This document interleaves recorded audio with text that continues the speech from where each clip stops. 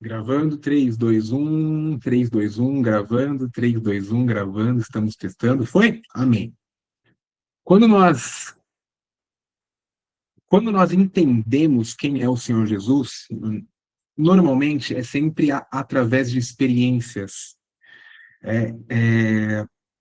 Muitas vezes o Senhor Jesus se apresenta a algumas pessoas de forma sobrenatural, outras vezes, né, normalmente é sempre na vida de um outro irmão que está cheio do óleo, né? E quando nós crescemos na fé, né, é necessário em que nós nos aprofundemos na estrutura e no estudo, né, na doutrina de Cristo, que nos é revelado nas Escrituras. Nós damos essa nomenclatura ao nome de Cristologia, que é o estudo de Cristo nas Escrituras. Né? Eu tenho uma. Não estou conseguindo passar aqui. Só um momentinho, gente, que eu não estou conseguindo passar os meus slides. Colar, tá, sair da tela cheia. Não estou conseguindo passar os meus slides. Ô, Fih, coloca em dividir tela. Aí Onde foi? foi? Foi. Ok. Então, assim, ó. Mas olha só. Um resumo das últimas aulas que nós tivemos, ok? Nós entendemos, gente, que as aulas se complementam. Né? Nós entendemos que as aulas se complementam. No dia 2, né, há 2 semanas, nós tivemos uma aula sobre Trindade, né, que tem uma revelação do Pai, do Filho e do Espírito Santo. O Johnny, nos abençoou. Então, não estou conseguindo. Ai, gente, estou apanhando aqui. Aí foi. O Jonathan nos abençoou, né, com uma aula maravilhosa sobre a Trindade. O Filho e o Espírito Santo são um. É muito importante nós termos, antes de Cristologia, um entendimento, né, de que o Pai, o Filho e o Espírito Santo são um só.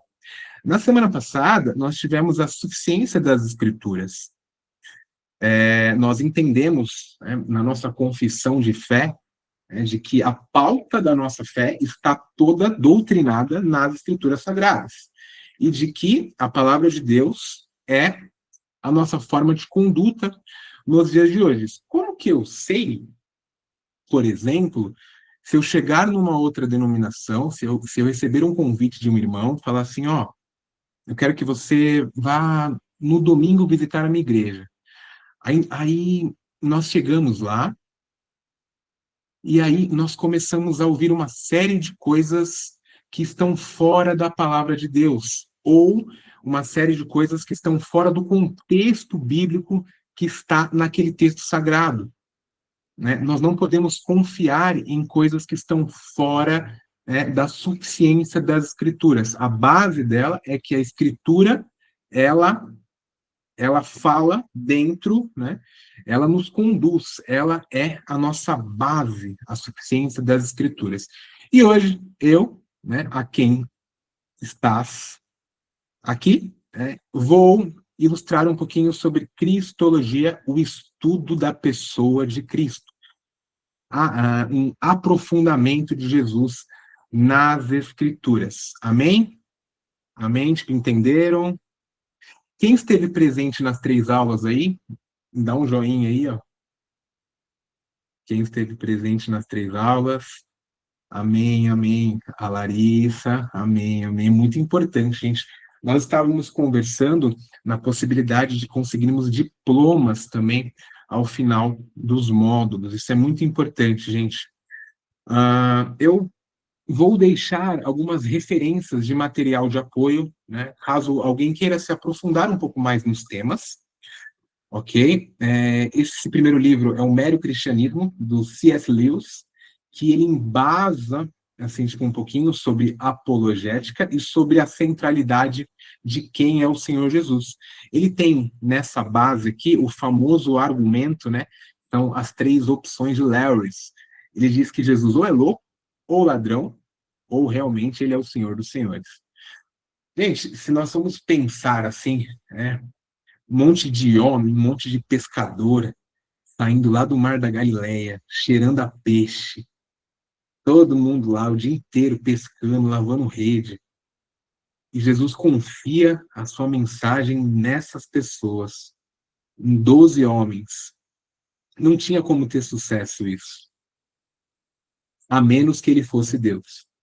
Não tinha, né, não tinha como, assim, tipo, de fato, que eles levassem a essa mensagem, né, mundo afora, né? Mas o poder de Deus que opera em nossas fraquezas fez com que a palavra do Senhor chegasse aqui hoje, no Brasil, às 16, às 20h15, né, a, numa segunda-feira de carnaval aqui. Olha só, nós estamos estudando a palavra do Senhor. Então, assim, ou ele era um completamente louco, ou o cristianismo é a maior mentira da história, né? Ou ele é realmente Deus. É muito legal aqui esse livro, caso, né, se alguém quiser se aprofundar um pouquinho mais, tá? E tem esse clássico aqui também do Lewis, mas eu sou apaixonado, gente, no C.S. Lewis, que é um autor muito apologético, que conversa muito bem com o meio secular. E ele tem umas interações que eu não encontro em nenhum outro autor, em que ele explora o impacto da divindade e humanidade de Cristo na vida diária, que é um pouco do que nós vamos falar hoje. Muito legal esses dois materiais, e a base, né, de nossa aula de hoje estão fundamentada nesses dois materiais aí, caso alguém queira se aprofundar um pouquinho mais aí, eu deixo essas opções aí de leitura, ok? Amém? Alguém já leu esse livro? Muito importante. Gente, antes de nós iniciarmos, eu preciso falar um pouquinho de experiências. Eu tive uma experiência com Deus, eu tive uma experiência com a figura de Cristo, né? E normalmente, quando isso nos acontece, nós temos uns questionamentos que são gerados dentro do nosso coração. E nós somos despertados de uma forma avassaladora sobre nós descobrirmos quem é esse que está diante de nós. Quem é esse que nos acalora? Quem é esse quem é esse conforto, né? Quem é esse, não sei, esse espírito apaixonante que nos arrebata, que nos faz cair no chão, constrangidos de amor, de arrependimento? É muito importante, né? É, quando nós adquirimos a primeira experiência, nós entrarmos e mergulharmos no conhecimento de Deus. Como nós vamos ver aqui em cima, tipo aqui embaixo, né? Nós encontramos uma série de Jesus aí, um monte de personagens, né, que testemunham sobre Jesus, mais um Jesus que está desconectado com a Escritura Sagrada. É um Jesus que não tem conexão. Aqui, gente, mas olha só, mas eu tive meu primeiro encontro com o Senhor Jesus, deixa eu colocar aqui, ó, mas eu fiquei apaixonado, sabe? Gente, mas eu sou um cara muito racional, sabe? De pensamentos, de querer saber o porquê, de querer entender de onde veio, quais são as razões. E eu comecei a escrever uma série de pesquisas que respondiam aos meus questionamentos. E eu fiz um lançamento de um livro em 2024, acho, 2025, acho, tal, tudo, que relata um pouco dessas experiências, né? São crises que nós temos, crises existenciais, sobre quem é Jesus, quem é o Senhor Jesus. Nós vemos uma série de propostas aí fora, principalmente no mundo secular. Nós ouvimos por aí de que Jesus é um mega anjo, principalmente nas denominações de testemunhas de Jeová. Nós ouvimos por aí de que Jesus é um Deus menor, é um movimento que se chama arianismo, teve lá no século III, na época é, o arianismo, né, que foi combatido no Concílio de Nicéia, que nós vamos explorar um pouquinho mais, né, nós ouvimos também do islamismo, de que Jesus de que Jesus foi um profeta, né? Nós temos algumas linhas judaicas também que não acreditam, né, na mensagem do Senhor Jesus, né? Todos falam de que Jesus foi um grande profeta. Se eu não me engano, acho que no árabe, não sei, mas eu acho que Jesus, eu acho que é a palavra Isa. E se você falar com um islâmico, se você falar assim, mas olha só, e eu conheço o profeta Isa, já automaticamente ele vai, já conciliar com o Senhor Jesus. Nós temos o budismo, né, que diz de que Jesus é um ser iluminado, em que ele atingiu uma iluminação espiritual, assim como Buda, né, budismo, em que eles consideram que foi aquele Siddhartha Gaudana, que é o grande líder deles. Nós temos também o outro movimento, que é muito conhecido, não sei se alguns de vocês já estiveram presentes, mas eu confesso que eu eita, só um momentinho que abriu aqui a tela, que eu já, né, que é o espiritismo, um ser evoluído. Nossa, gente, eu sinto uma energia por aqui, eu estou sentindo uma energia aqui nesse momento e tal. E aí nos vem o grande questionamento: quem é Jesus? É, Nós escutamos muitas falas por aí. Nós, mas, ó, gente, nós encontramos também um Jesus diferente dentro do guarda-chuva evangélico. Eu conheci um muçulmano que se converteu, acho que recentemente agora, e ele chegou, tipo, aqui no Brasil, e ele falou assim, cara, mas eu vejo vocês lá na terra de Israel, não é possível que vocês seguem o mesmo Deus. Não é possível que vocês tenham um Deus só. Gente. Vários tipos de pensamentos diferentes, várias esferas diferentes. E o muçulmano disse assim: não é possível em que vocês tenham só um Deus. É verdade, gente. Então, assim, nós ouvimos muito falar, né? Mas o que de fato as Escrituras nos apresentam? Eu quero começar com a base lá de João 8:58. Nós vamos fazer um passeio bíblico, tudo bem? Um passeio bíblico sobre as Escrituras, sobre como que Jesus, se apresenta para nós. Em verdade vos digo que antes que Abraão existisse, eu sou o que sou, ou eu sou. Essa expressão aqui, em que Jesus está utilizando, no contexto da passagem, ele está dialogando com religiosos da época. E essa expressão eu sou, ela nos traduz a mesma expressão do Antigo Testamento, em que Deus diversas vezes se apresentou assim, eu sou, ou eu sou o que sou.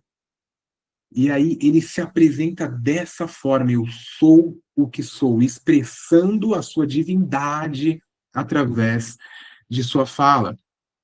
Um outro versículo, né, em que eu coloquei aqui, portanto, ide e fazei discípulos de todas as nações, batizando em nome, aqui o nome, ó. E eu quero que vocês gravem bem esse nome aqui, ó. E essa palavra está no original, aqui no grego, que se chama to-onoma.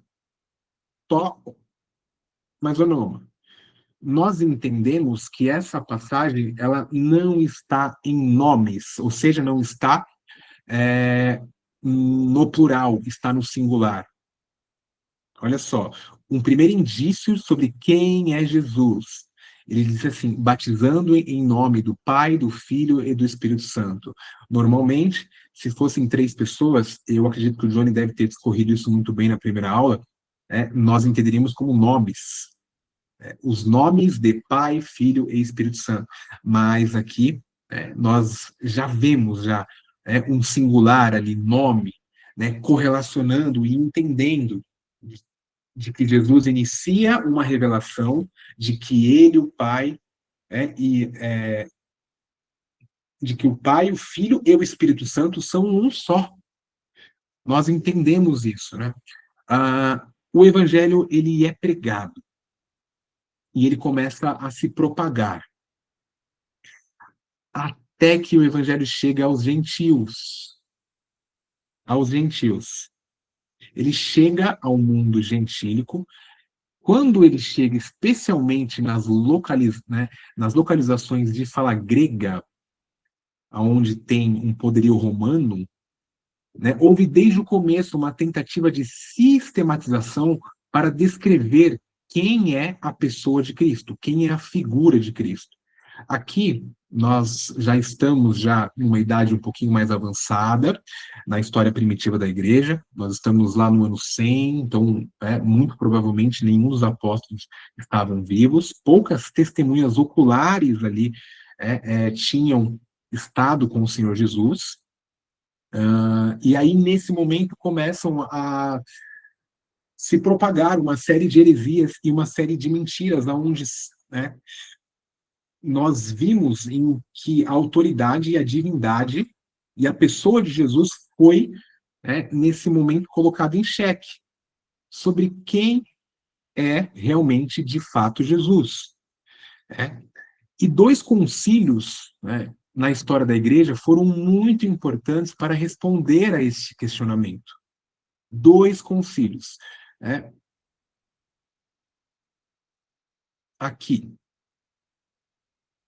que foi o concílio de Nicéia, aonde ficou claro ali de que a figura de Jesus ela é divina, né? Isso foi no ano de 325 depois de Cristo. Hoje nós entendemos de que Nicéia é uma região do interior ali da Turquia, né? E um pouco mais tarde, em 451, nós tivemos o concílio da Calcedônia, em que ficou claro de que a figura de Jesus é 100% homem e 100% Deus.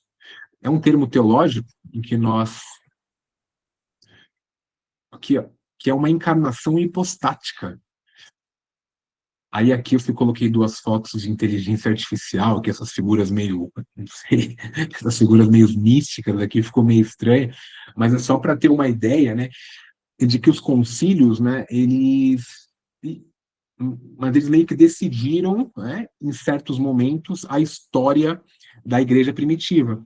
Nós tivemos lá no livro de Atos o primeiro concílio, que decidiu a introdução dos gentios, e aí, nos anos consecutivos, nós também tivemos outros concílios, e nesse momento foi decidido, de que Jesus, ficou claro, de que Jesus é 100% homem e 100% Deus. Ele não é 50% homem, ele não é 50% Deus. Ele é 100% homem, ele é 100% Deus. Isso vai ficar claro aqui através das nossas passagens aqui. Como que nós entendemos isso, gente? Como que nós entendemos uma figura, Mas como que nós entendemos uma figura de uma pessoa, de um homem, de um Deus, em que tem essas naturezas? Como Cristo pode ser humano, homem, divino, ao mesmo tempo criador de todo o universo? Eu quero deixar claro aqui, gente, de que tem algumas coisas na Bíblia de que nós não podemos entender. Não cabe no nosso plano existencial o entendimento. Como, por exemplo, a doutrina, se você for pensar, como explicar Pai, Filho e o Espírito Santo em um? Nós não entendemos, né? Não está disponível no nosso plano aqui de esfera. Nós temos algumas revelações que nos são palatáveis, em que nós conseguimos entender. Grande parte delas são as escrituras sagradas, mas aqui dentro do nosso intelecto é um pouco complicado. E aí nós entendemos isso como mistérios da fé. né? Nós temos alguns textos, né, que nos dão apoio e eu creio que o principal dele está lá no livro de João 1:1, em que diz assim: no princípio era o Verbo, e o Verbo estava com Deus, e o Verbo era Deus. Aqui no original a gente tem uma ação de logos, né? Logos assim, tipo ação, assim, tipo, Deus que indica, né? Que nos indica a Jesus. São passagens em que nós vemos homens que estiveram com Deus comprovando quem é Jesus, de que Jesus é divino, de que Jesus é Deus. Nós vemos a declaração muito famosa de Tomé, Senhor meu e Deus meu, de que Tomé estava desacreditando da divindade de Jesus. Quando ele ressuscitou, ele disse assim: eu só acredito vendo. E aí Jesus volta e ele fala assim: ei, Tomé, encosta aqui, Tomé. Nós temos também, né, a carta de Paulo a Tito, que é uma carta pastoral, que diz assim: aguardando a bendita esperança e a manifestação da glória do nosso grande Salvador, Jesus. Não, desculpa. Mas a manifestação da glória do nosso grande Deus e Salvador, Jesus Cristo. Olha só, mais uma expressão na Escritura, né, sobre quem é Jesus. Mais uma vez, Paulo, lá na carta aos Romanos, ele diz assim, né? É de que Cristo, que é sobre todos, Deus bendito eternamente. Quem é Jesus, gente? Quem é Jesus? É um ser iluminado? É um ser evoluído?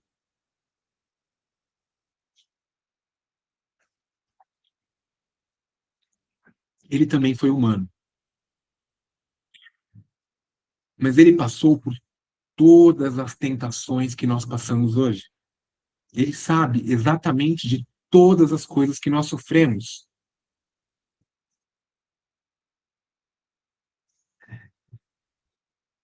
Aqui nós temos em João 4, que diz: e ele estava cansado da viagem e ele sentiu sede. Olha só, cansado com sede, revelando a humanidade do Senhor Jesus. Lá, que foi lá em João 4, no episódio da mulher samaritana. Nós vemos Jesus chorando na morte do seu amigo Lázaro, lá em João 11. Lá em Marcos 4 também, que ele estava com sono e ele dormiu no barco. Jesus se revela humano também. E a principal, né, que eu creio, em que a passagem que meio que dá uma coroação para isso tudo, né, e é de que ele é o nosso sacerdote, porque em tudo foi tentado assim como nós, que é o que está lá em Hebreus 4:15. Gente, o livro de Hebreus, ele é mas ele é uma carta em que destrincha muito sobre a humanidade e a divindade do Senhor Jesus, tá bom? É uma lição de casa aí. Nossa, o livro de Hebreus, uma recomendação da graça explicando lei. É muito legal. Nós vemos, né, vários autores, em toda tipo, a Bíblia, dando diversificações de que ele foi homem, de que ele foi Deus, né?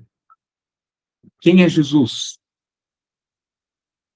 Volto na pergunta lá do início da nossa aula. Quem é Jesus? Ele é um ser iluminado? Ele é um ser evoluído? Ele é um cara legal? Mas ele é um cara que pode nos abençoar? Ele é um cara que pode te dar um carro melhor? No princípio era o Verbo, e o Verbo estava com Deus, e o Verbo era Deus. E aí no 14, e o Verbo se fez carne e habitou entre nós, e vimos a sua glória, como a glória unigênita do Pai, cheio de graça e de verdade.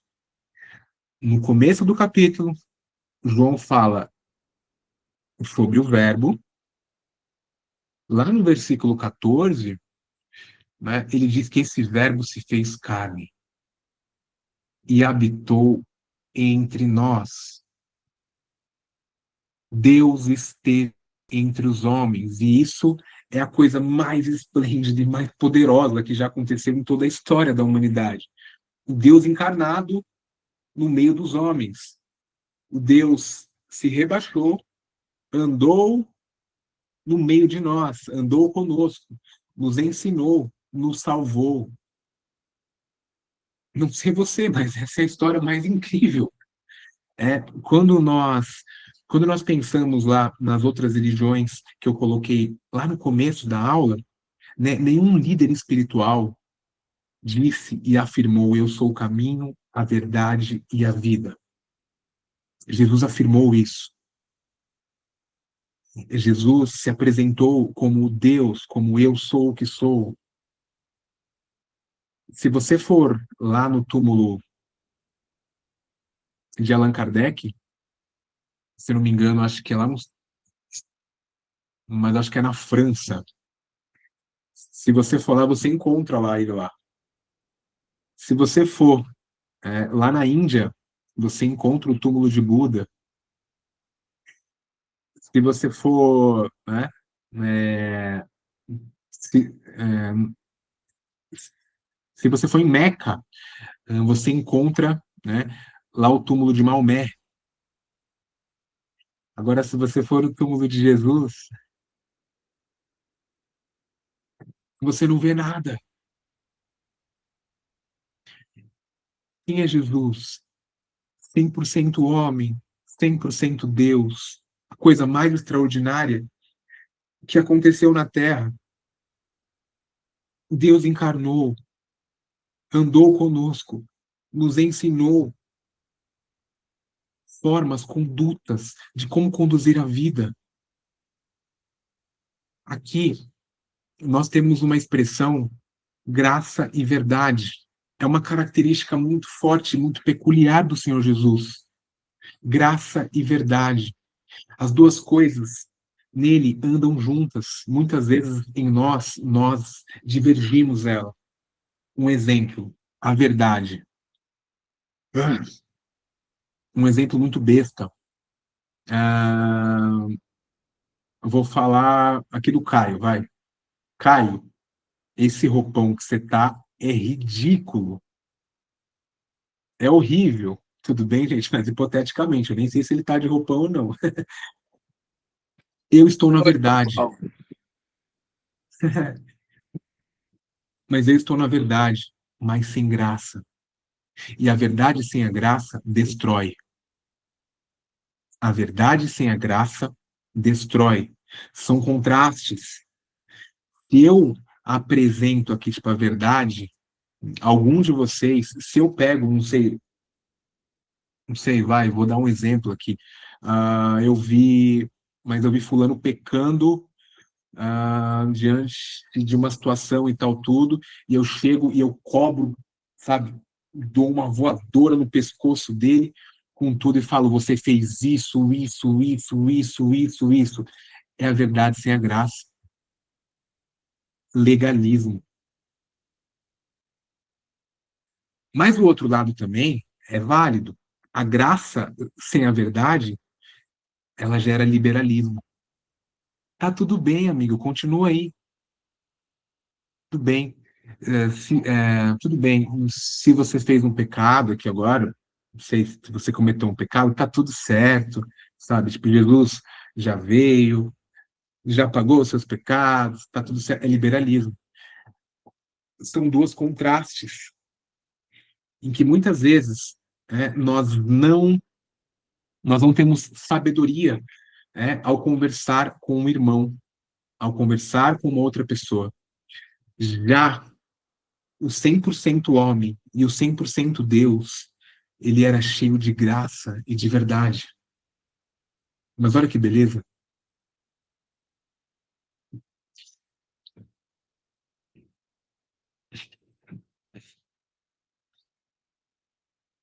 E aí, nós estamos chegando aos desdobramentos sobre quem é Jesus. Na teologia, que nós temos uns aspectos sobre os três ofícios de Cristo. Quem é Jesus, gente? Quem é Jesus aqui nessa aula? Olha só, vamos voltar. Recapitulando, gente. Vem aqui comigo. Olha só, as testemunhas de Jeová. Quem é Jesus? O mega anjo? O arianismo? Ah, não sei, mas ele é um Deus menor. Mas a gente está no budismo. Ah, mas é um ser iluminado, né? Mas ele é um ser evoluído, tal. Que são os ofícios de Cristo. Nas escrituras sagradas, nós vemos Jesus como um profeta, como um sacerdote, como um rei. Olha que maravilhoso. E muito mais do que isso, mas eu vou destrinchar aqui. É, nós o vemos como um grande profeta, nós entendemos lá no Pentateuco, né, em que Moisés vos escreveu assim, né, de que Deus vai levantar um profeta semelhante a ele mesmo, e esse profeta, tudo que ele disser, ouçam. E esse profeta é Jesus. Nós vemos também lá no livro de Hebreus, é, em que diz assim: nos últimos dias falou-nos, né, pelo nosso filho, que é uma passagem em que diz assim: nos dias anteriores, lá no passado, né, Deus nos falou, né, sempre, né, no meio de profetas ali. Agora, nesse momento, nos últimos dias, Deus nos fala através do seu filho. Então, nós podemos considerar ele um profeta, sim. Né? Só que também ele é um sacerdote. Ele não é um profeta, como diz o Islã, como diz o judeu. Nós vemos lá em João 1:29 que ele é o sacrifício perfeito. Ele é o cordeiro que tira o pecado do mundo. E esse sacrifício tinha que ser de um ser sem pecados. O próprio Deus encarnou, desceu e se sacrificou, dando a vida por nós. Com uma só oferta, com uma só oferta, aperfeiçoou para sempre os que estão sendo santificados. Lá em Hebreus também. Mas, ó, gente, eu assim, cara, não desperdicem dessa graça. Não desperdicem do sacrifício de Cristo. Não é algo comum, sabe? Nós não podemos normalizar isso. Não, a gente não pode normalizar o sacrifício de Cristo. Nós estávamos jogados no lamaçal do pecado.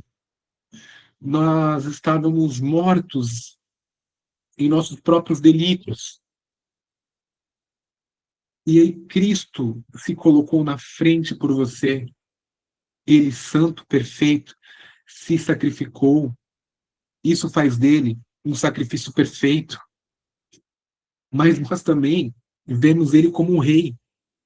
Que aí, mas eu trouxe essa figura mística aqui, da inteligência aqui, né? Em que diz assim: eu sou a raiz e a geração descendente de Davi, a resplandecente estrela da manhã. Ele é rei da linhagem de Davi. Deus faz uma promessa, Deus faz uma aliança com Davi. E nós vamos destrinchar isso nas próximas aulas. Deus é um Deus de aliança. E ele nunca deixa de cumprir uma aliança para conosco. E ele, e ele fez uma aliança com Davi. Ele disse assim: o seu trono e a sua descendência, né, ela permanecerá no trono para sempre. E nos dias de Jesus, nós, nós vemos em que o trono de Davi estava caído, em que o sacerdócio estava corrompido. Aí se levanta Jesus, né? Nós temos uma ideia de que nesse primeiro momento, após a vinda do Senhor Jesus, o reino se dá no nosso coração primeiro. Essa proposta de reino dos céus, Não sei se vocês se lembram, no ano passado, nós fizemos uma série de 4 ou 5 ministrações sobre, sobre o termo reino dos céus. Esse reino, a princípio, é frutificado e criado em nosso coração, em nossas atitudes, em nosso caráter, em nosso dia a dia, né? Só que também nós temos, né, um outro tipo de promessa, né, em que esse reino vai se cumprir em sua totalidade máxima, cumprindo o restante né, de profecias, mas na segunda volta do Senhor Jesus.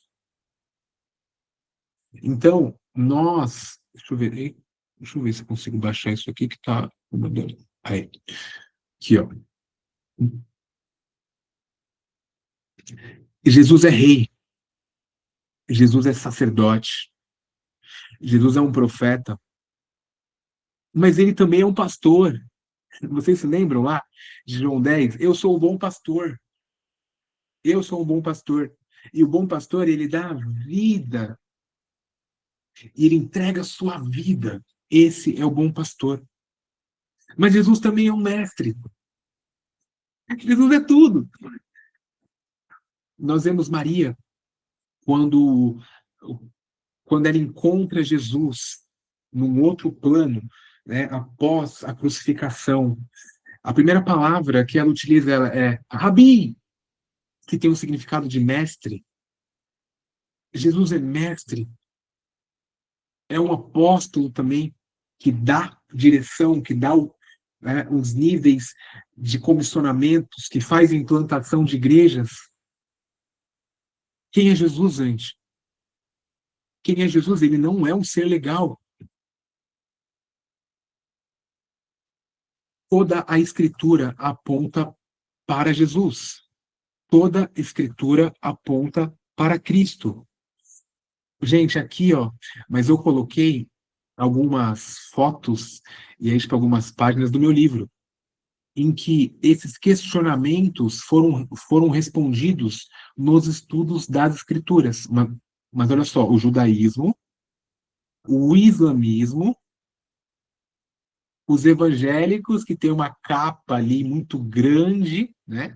É muito difícil nós falarmos de que, por exemplo, de que um pastor tipo liberal, né, ele tem a mesma fé de um pastor, de um outro pastor pentecostal. É muito diferente, são coisas muito. O espiritismo também e o catolicismo. E a minha curiosidade, né, ela foi respondida todos os questionamentos dentro das escrituras, na suficiência das escrituras.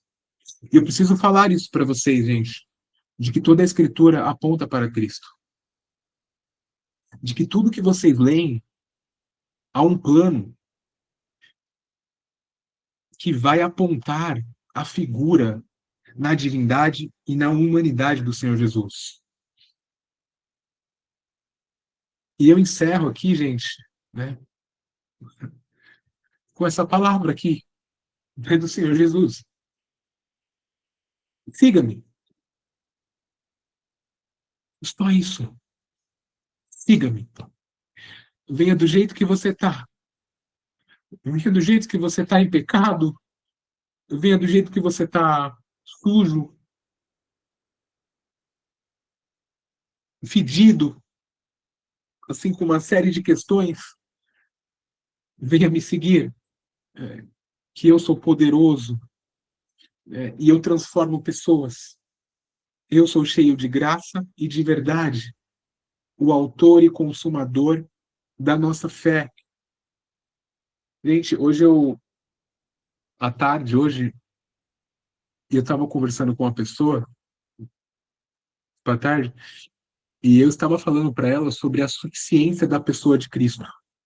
Nós estávamos falando sobre relacionamentos, e eu disse para ela, assim, de que você não pode entrar em um relacionamento achando que está te faltando algo. Gente, se vocês estão achando que falta algo na sua vida, é um chamado de reavaliação de fé. Nós não precisamos, nós temos a nossa plenitude, a felicidade, a, com, a, um, e há um nível de completude na pessoa e na figura de Jesus Cristo. E isso é suficiente, e isso basta. Quem é Jesus? Ele é o Verbo, ele é a ação, ele é Deus. Ele não é um cara legal, ele é 100% homem e 100% Deus. Ele é a nossa direção, autor e consumador da vossa fé. E é isso, gente. Cartas para mim. E eu estou abrindo aqui. Se vocês puderem, aí nós estamos abertos para tipo, interação, perguntas, alguns questionamentos. Vamos aí, gente.